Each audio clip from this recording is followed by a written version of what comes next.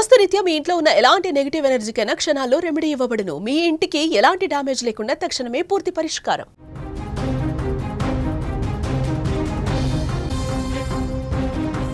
వ్యవసాయం అంటే ఆయనకు కేవలం వృత్తి కాదు, ఎనలేని ప్రేమ. తన భూమిలోనే ఆయన భవిష్యత్తు కనిపించదే. ఆ మట్టిలోనే తన ఆశలను కలలను చూసుకునేవాడు. ఆయనకున్న 5 ఎకరాల పొలం కేవలం భూమి కాదు, ఆ రైతు గుండెకాయ. కానీ ప్రకృతి బీభత్సానికి చేతికొచ్చిన పంట పాడవడంతో అతడి కల చెదిరింది. కన్ను మూసేలా చేసింది.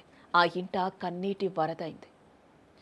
సిద్దిపేట జిల్లా అక్కన్నపేట మండలం రామవరం గ్రామానికి చెందిన రెక్కల శ్రీనివాసరెడ్డి వ్యవసాయాన్ని ఎంతో ఇష్టంగా చేసేవాడు. 6 నెలలు కళ్లల్లో ఒత్తులు వేసుకుని కష్టపడ్డాడు. ఎండనక వాననక నాగలిని నమ్మాడు.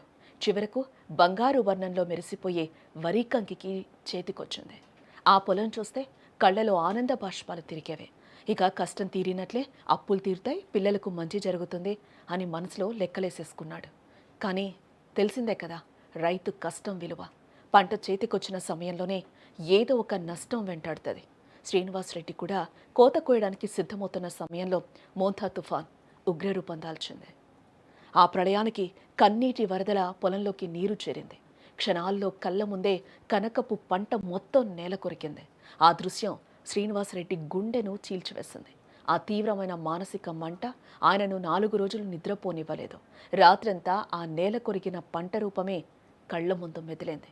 అప్పుల భారం, కుటుంబ భవిష్యత్తు, ఈ ఆలోచనల సుడిగుండంలో చిక్కుకున్న ఆ రైతు చివరికి ఆవేదనను తట్టుకోలేక కఠిన నిర్ణయాన్ని తీసుకున్నాడు. ఇటీవల పంట నష్టాన్ని తట్టుకోలేక తీవ్ర మనస్తాపంతో బలవన్మరణానికి ప్రయత్నించాడు. కుటుంబం హుస్నాబాద్ ప్రభుత్వ ఆసుపత్రికి, అక్కడి నుండి మెరుగైన వైద్యం కోసం కరీంనగర్లోని ప్రైవేట్ ఆసుపత్రికి తరలించింది. తల్లిదండ్రులు, భార్య పిల్లల కన్నీటి ప్రార్థనలో ఫలించలేదు. కరీంనగర్లో చికిత్స సరిగా అందక హైదరాబాద్కి పంపించే దారిలో ఆ నిండు ప్రాణం గాల్లో కలిసిపోయింది. ఇప్పుడు ఆ కుటుంబానికి మిగిలిందే ఆక్రోశం, ఆవేదన మాత్రమే. ఇష్టపడిన వ్యవసాయమే చివరికి ప్రాణం తీసింది.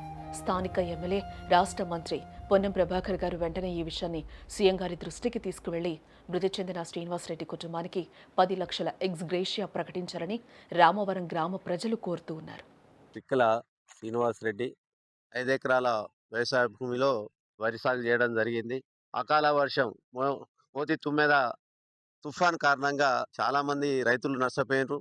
వరి కోతకొచ్చే పొలము నేలమట్టం అయిపోయి చాలా మనస్తాపానికి గురై మానసిక ఆవేదన చెంది పురుగుల మందు తాగితే హాస్పిటల్లో ట్రీట్మెంట్ కూడా చేయడం జరిగింది. ఆ మందు ప్రభావంతో రైతు బతికే పరిస్థితి లేకుండా నిన్న రాత్రి చనిపోవడం జరిగింది. ఎంతో మంది రాష్ట్రంలో నష్టపోయారు. అలాగే రామవరంలో ఈ రైతు నష్టపోయింది కాబట్టి ప్రభుత్వం ఆ కుటుంబాన్ని ఆదుకోవాలి, 10 లక్షల ఎక్స్‌గ్రేస్ ఇవ్వాలని చెప్పి మేము ప్రభుత్వాన్ని కోరుతా ఉన్నాం. ఇది కేవలం రామవరం రెక్కల శ్రీనివాసరెడ్డి కథ మాత్రమే కాదు. ప్రతి సంవత్సరం ఏదో ఒక రూపంలో ప్రకృతి వైపరీత్యాల కారణంగా, మార్కెట్ ధరల ఒడిదుడుకుల కారణంగా, అప్పుల భారం కారణంగా గుండెలు పగిలిన లక్షలాది రైతుల వేదన ఇది. మరి మీరేమంటారో కామెంట్ చేయండి.